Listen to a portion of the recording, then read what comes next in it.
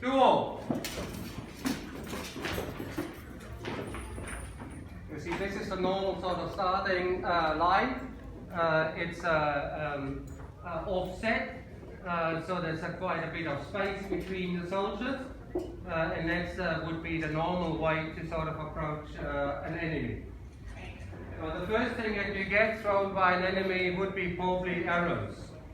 And there's special formation against that one. Ad velo.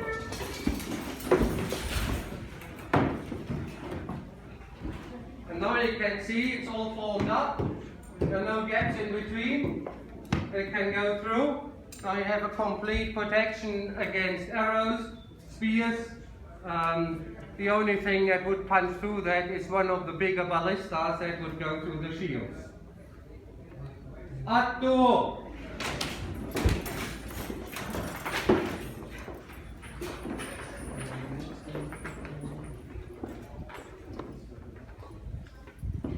And then the next one is, this is only a stationary thing, the vellum, so you can't move any forward towards the enemy.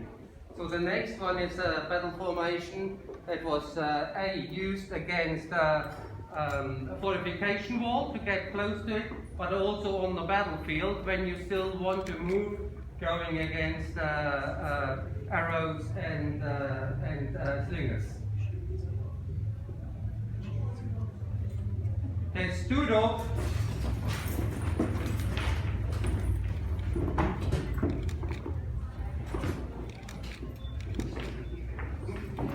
Proceed. Take. Okay.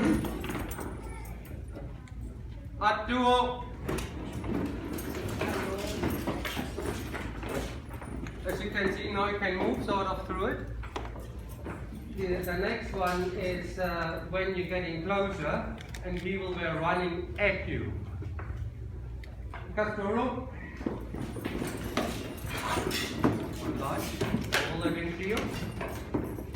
So this is now a close battle shield wall, and it's usually something that is contributed to the Vikings that are doing the shield wall.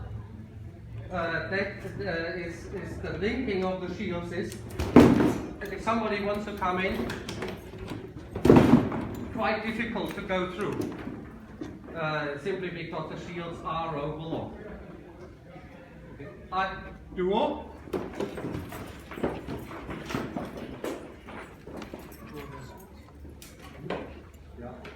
Gladius, take. So now we're coming to the real sort of business. Now you can see that there are sort of this overlapping. The one big thing with the Roman army is that they had this battle line that they're working together. When they were fighting against the Celts, for the Celts, every single sort of man was on his own. They were out there for the honor. They were trying to sort of proving themselves as being the man.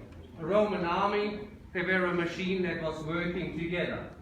And this is the setup, so that gives freedom for a sword fight, but it also gives a relationship between the front and the second line. So if I'm going now to attack right here, you see, this guy here that I'm fighting is actually not fighting me. What he's doing is he's binding me. And then his colleagues are the ones that are doing actually the killing. Let's show that again. And you see that all his colleagues that are there to sort of do the work. Now the other thing that we did find time and time again is that you can, in this gear, if you have a sword fight, you can only fight for about 15-20 minutes and you're utterly exhausted. So the way the Roman army was dealing with that is the switchover. Now if we imagine we don't have just 2 lines, we have 4 lines. So the front line switches to the next line, and the man who was in the front goes back to the tail end again and has a few minutes time. And suddenly, I'm still here in the front line as the ceiling held, and but I have a fresh man after 15 minutes in front of me. And so the same thing again. And it gets harder and harder and harder to actually come through. A few more things, and I think that was in the talk on Wednesday, John was alluding to. The shield is actually the active weapon, not necessarily the sword. I'll just show it quickly too. So this is a way to sort of going in, and then you go straight over with the sword at the same time. I'll do it a little bit quicker, just bring the shield out a bit so that then you can face. And again. And then you can even do other things like do the shield right into the face, which is not so good because it flops around it. So if you do that way with a flat sort of push, you have to hit right in the middle, or otherwise the shield flops to one side. The moment you have it this way, you have a strong edge there. This shield is 8.5 kilos. So if I'm actually stepping with full force, you have then suddenly the full force of 8.5 kilos over it. But if you then need to go over, you can even do this. Okay. What else do we need? Done basically. The only way you could do is a defensive maneuver, which was the orbis. The orbis. Yes. You do that. You be the man. You be the man that gets protected. So occasionally, if you were cut off from your other regiment, your defensive position would be form a circle pretty much around your offset, which today is big, and which is called an orbis. So pretty much if I yell orbis, theoretically they should surround me like a big circle. Orbis!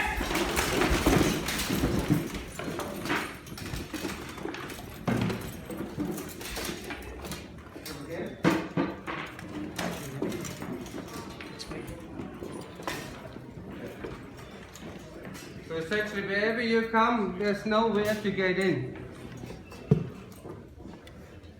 And that's the only way you overcome a battle line, is actually going around the battle line. And there's no way you get around this one. Okay. Laksa, turn! A duo.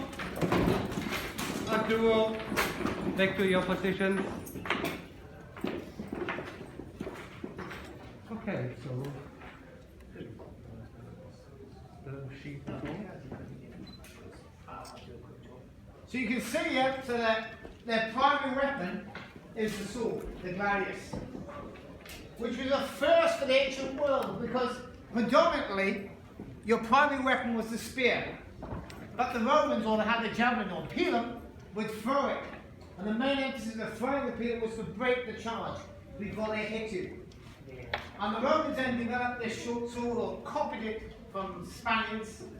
Of course, it does a Spanish gladius sword.